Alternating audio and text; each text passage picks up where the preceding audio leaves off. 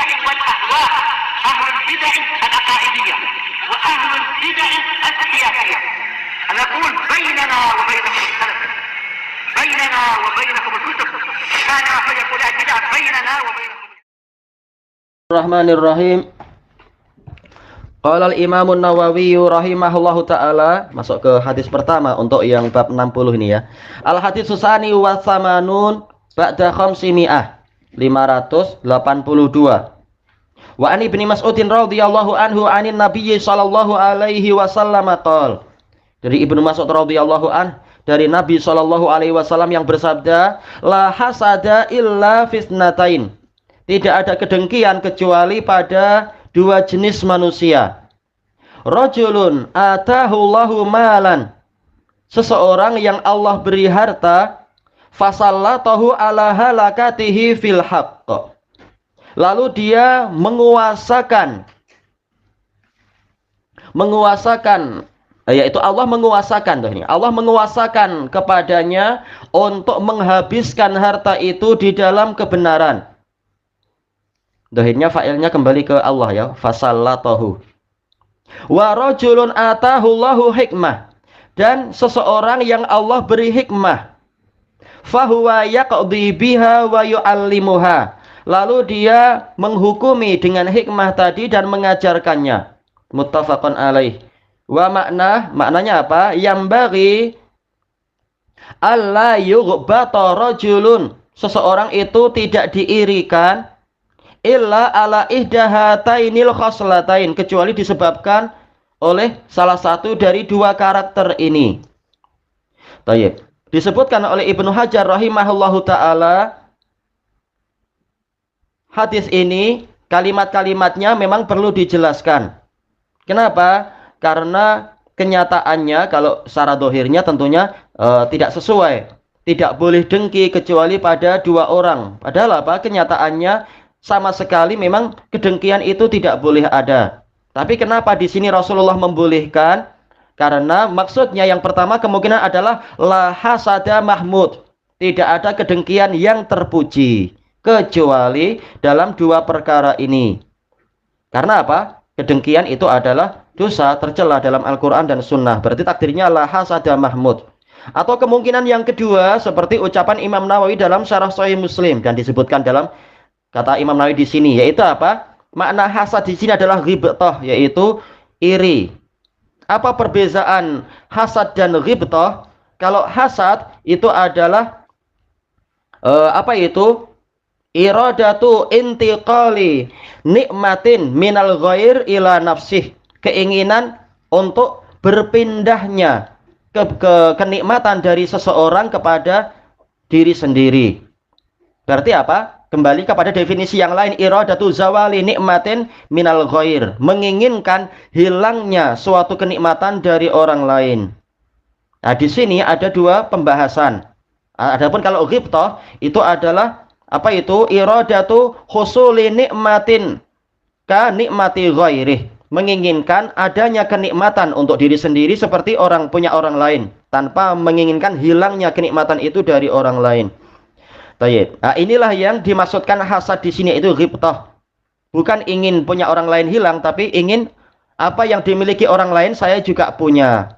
Maka yang demikian yaitu apa? Yang baik adalah keirian dalam dua perkara, yaitu bukan masalah harta benda tetapi masalah hikmah dan masalah harta benda yang disifatkan itu nantinya, bukan harta secara asal. Baik. Kenapa? Karena tanafus dalam harta itu tercela. Tetapi kenapa di sini disebutkan harta? Nah, itu perlombaannya harta yang bagaimana yang disifatkan itu nanti. Baik. Nah, sekarang kedengkian telah dijelaskan oleh Syekhul Islam dalam Al-Majmu'ul Fatawa, itu ada dua tingkatan. Tingkatan pertama sekedar iradatu zawalin nikmah anil ghair, menginginkan hilangnya kenikmatan dari orang lain, dan ini tercela.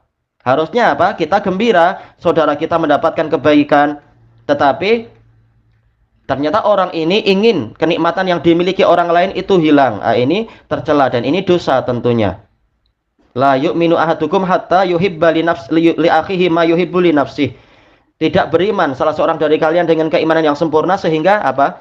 Dia mencintai untuk saudaranya kebaikan yang dia cintai untuk dirinya sendiri.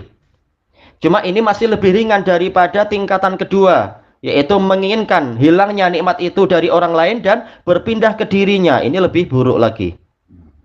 Dan dua-duanya dosa. Kemudian Ibnu Hajar rahimahullahu taala menyebutkan karakter yang pertama di sini, rajulun atahullahu malan, seseorang yang Allah beri harta, bukan hanya sampai di sini, tapi sifatnya apa? Fasallatahu ala halakatihi fil haqq. Lalu Allah kuasakan dia untuk membinasakan, menghabiskan harta itu. Sallatahu ini menunjukkan apa? Adanya qahrun nafas, pemaksaan jiwa. Karena asal dari jiwa itu adalah apa itu? Syuhun fil mal, sangat rakus kepada harta dan sangat kedekut, sangat apa itu namanya? Pelit terhadap harta. Tapi dia mampu menundukkan dirinya untuk meninfakkan harta itu. Disinilah yang diinginkan oleh Imam Nawawi dalam babnya ini, yaitu kedermawanan dan menginfakkan harta di berbagai jalan kebaikan. Setelah dia punya harta, lalu dia memerangi jiwanya agar tidak dipedaya oleh harta itu. Bahkan dia menginfakkan harta itu. Bukan sampai di sini. Rasulullah mengatakan ala halakatih, sampai harta itu habis. Kata Ibnu Hajar, yaitu sampai harta itu memang yafna, habis. Bukan berarti kalau sedekah itu harus sampai habis, bukan demikian. Tapi yang layak untuk diirikan adalah orang yang sampai tingkat macam ini. Kedermawanannya adalah kedermawanan yang tingkatnya itu sangat tinggi. Sebagaimana dijelaskan oleh Imam Ibnul Qayyim rahimahullahu ta'ala di dalam Madarijus Salikin ketika membahas maratibul jud wal karam. Tingkatan-tingkatan kedermawanan, sama ya, jud dan karam sama. Di antaranya adalah yaitu dia bukan hanya memberi diri sendiri dan memberi orang lain. Bahkan yang tertinggi adalah sampai isar, mendahulukan orang lain daripada diri sendiri. Sampai menghabiskan hartanya untuk menolong orang lain. Nah, ini tingkatan yang tertinggi dari sisi harta. Walaupun ada yang lebih tinggi dari itu. Karena kita tahu bahwasanya kebaikan itu bukan hanya dengan harta. Dan kedermawanan, kata Ibnul Qayyim, bukan hanya dengan harta. Boleh dengan waktu, boleh dengan ilmu, boleh dengan jah, yaitu kebangsawanan dan seterusnya. Cuma apa yang sampai tingkat layak diirikan, kata Rasulullah SAW, adalah ini. Sampai dia rela menghabiskan harta untuk orang lain. Karena apa? Ini memang infak. Tapi apa? Disyaratkan fil haqq, di dalam kebenaran. Kata Ibnu Hajar, lafadz fil haqq ini mengisyaratkan bahwasanya kedermawanannya tadi bukan dalam pola israf atau dalam pola batil. Bukan untuk kesia-siaan berlebihan dan bukan untuk kebatilan. Kalau kebatilan tentunya ini tercela. Dalil banyak sekali. Tapi di dalam kebenaran, di apa itu fisabilillah atau untuk menolong orang yang terlilit hutang, ini juga bagian dari kebenaran. Hutang-hutang yang layak untuk dipertimbangkan tentunya. Itu yang pertama, terkait dengan harta. Diirikan bukan karena asal hartanya, tapi karena digunakan untuk manfaat. Yang kedua, warajulun atahullahu hikmah. Seseorang yang Allah beri hikmah. Kata Ibnu Hajar, sebagian mengatakan Quran, sebagaimana dalam ayat lain. Alhamdulillah. Sebagaimana dalam hadis yang lain. Kata beliau, dan mungkin saja ini lebih umum, karena dalam hadis yang lain, lafadznya adalah ilman, yaitu ilmu. Bukan hanya Quran, tapi lebih umum. Tapi apa? Ini tidak saling bertentangan karena asal dari ilmu adalah Quran memang. Dan hikmah, apa itu hikmah? Takrif hikmah adalah, kata Ibnu Hajar, isabatul haqq, yaitu ketetapan menepati kebenaran, tepat pada kebenaran. Atau ke definisi yang lebih umum, yaitu apa? Wad'u syai' maudhi'ahu fi waqtihil la'iq. Sebagaimana disebutkan definisi itu secara agak panjang oleh Ibnul Qayyim dalam Madarijus Salikin, yaitu menempatkan sesuatu sesuai dengan tempatnya dan waktu yang sesuai. Waktunya tepat, tempatnya juga tepat. Nah, inilah hikmah. Kalau Imam Asy-Syafi'i mengatakan al-hikmah adalah as-sunnah, dan kata Ibnu Hajar semuanya makna ini berdekatan. Karena ini memang itu memang yang itu. Semuanya kembali kepada kebenaran. Tayyib, intinya apa? Orang ini diberi oleh Allah Ta'ala ilmu yang tepat, yang dengan itu dia mampu meletakkan segalanya tepat pada tempatnya. Setelah itu ilmu itu digunakan untuk apa? Bukan seperti orang Yahudi, sami'na wa asoina, kami dengar dan kami durhaka. Tapi apa? Fahuwa yaqdi biha. Dia memutuskan dengan ilmu. Menunjukkan apa? Ilmu itu bermanfaat. Boleh digunakan untuk menjadi hakim terhadap perselisihan-perselisihan yang ada. Karena kita tahu di dalam Sahihul Musnad, Rasulullah mengatakan al-qudah salasah. Hakim itu ada 3 macam. Yang pertama adalah alladzi yaqdi bainan nas. Apa itu? Bi ghairi ilm. Orang yang menghukumi tanpa ilmu, kemudian apa itu? Fa akhta, lalu dia keliru.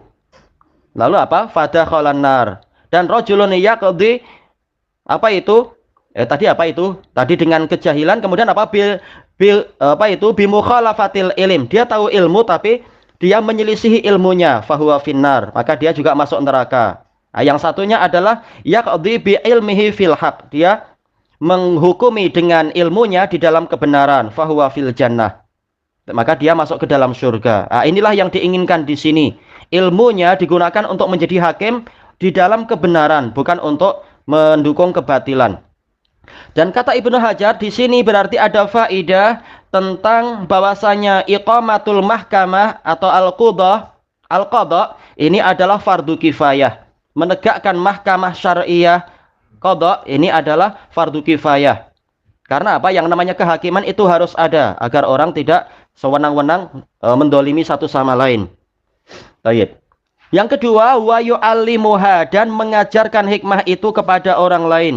Ini maqamut ta'lim, maqamut dakwah, dan ini layak untuk orang merasa dengki. Dengki dalam artian apa tadi? Iri. Kenapa? Karena setiap kali orang beramal, maka dia akan mendapatkan pahala amalan itu, pahala yang terus mengalir. Baik, maka ini bekal yang sangat banyak sekali, dan inilah yang layak untuk diirikan. Selain itu, maka tidak ada yang terpuji di dalam masalah pembahasan kedengkian tadi. Baik, ilahuna wallahu a'lam.